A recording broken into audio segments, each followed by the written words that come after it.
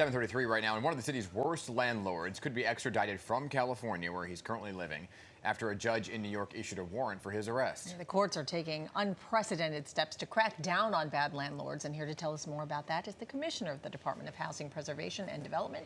So good morning to you, Commissioner Carrión. Good morning, Hazel. Good morning, Dan. Good to see you. So what is the latest on this landlord, Daniel Ohebshalom? Is he expected to turn himself in? He needs to turn himself in.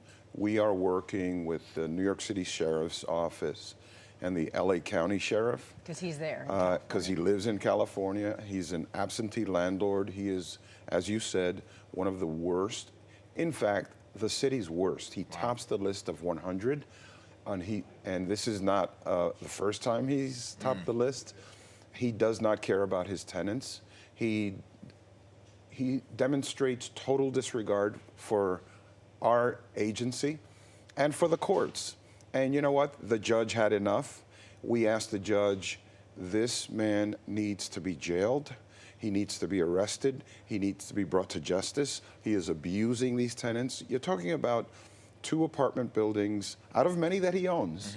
And we've brought him to court before. We've put him in our alternative enforcement program before, where we go in to fix the horrors that he leaves behind. We appointed an administrator, a court-appointed administrator, to manage a Hell's Kitchen building that he owns on 46th Street. I walked that building with the tenants. It was horrific. Wow. I mean, water pouring through the ceilings, broken bathrooms, leaky faucets, leaky bathtubs, lead paint peeling, roaches, rats. And that's the reality for the folks up in Washington Heights in these 2 buildings with 700 violations. Yeah, I mean, so here's the thing, right? Once he is extradited and he's in your custody, what happens after that, once he's in custody? So he's facing a $3 million fine, Dan. Okay. And this is not the first time. In October of last year, he faced another $3 million fine. He settled with the city $1.1 million for that 46th Street Hell's Kitchen building.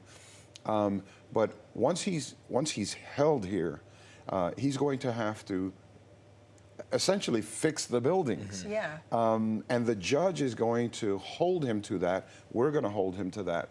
But what's to prevent him from going back to California before well, doing that? if he decides to go on the lam and to run from the law, it only gets worse. Okay. But if he doesn't pay the fine, does he get locked up? Well, right now he's facing 60 days in jail.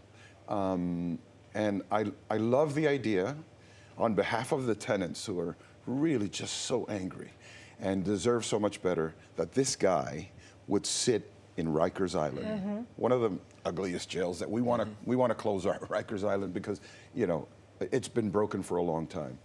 But for this guy to face justice would be really important. And it's also important to send the message to bad landlords.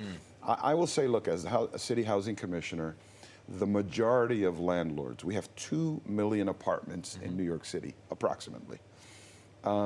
Most of the owners are good people, family businesses. They care about their tenants. They're responsible. They work with their supers. They take the complaints of tenants. Our agency's responsibility is to make sure that everybody's following the rules, and generally they are. Yeah. And then we get this list of 100 that the public advocate publishes. They are horrible. And to the rest of the bad owners out there, beware, we're coming after you. Timeline? What's the timeline of getting this guy back from California? So as soon as possible. Okay. I mean, we can't wait, and certainly the tenants cannot wait. What's the prevent landlords who hide behind these LICs, right? And that's how they're able to kind of go incognito and virtually be unrecognizable to you. Yes. Type in their name. Is there a better system of tracking them down and so that they can't hide behind an LIC? So when we bring legal action against an owner, it starts to peel off the layers, because behind the LLCs, as you suggest, are people, right? And those people have to come forward, ordered by the court.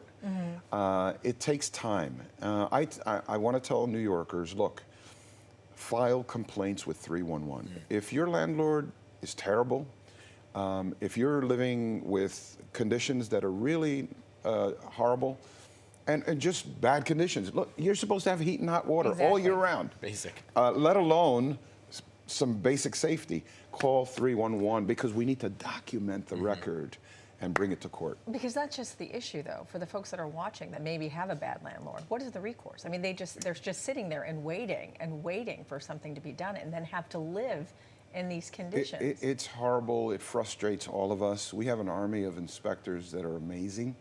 And by the way, commercial break for HPD in the city of New York. We're hiring inspectors. We want more. So they should visit our website.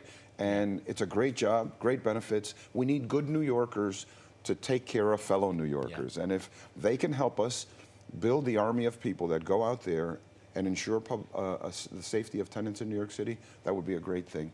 But please, please call 311, file your complaints so we can build a case against bad owners. I know, we're out of time. Why can't you just take the building away from the person? Ultimately, that can happen. Okay, good. We're going to keep a close eye on this case, and you're going to keep in touch with us to let us know what's going on with that guy from California. Absolutely. Okay? Thank you for covering Great to have you here, Go Commissioner. get him, please.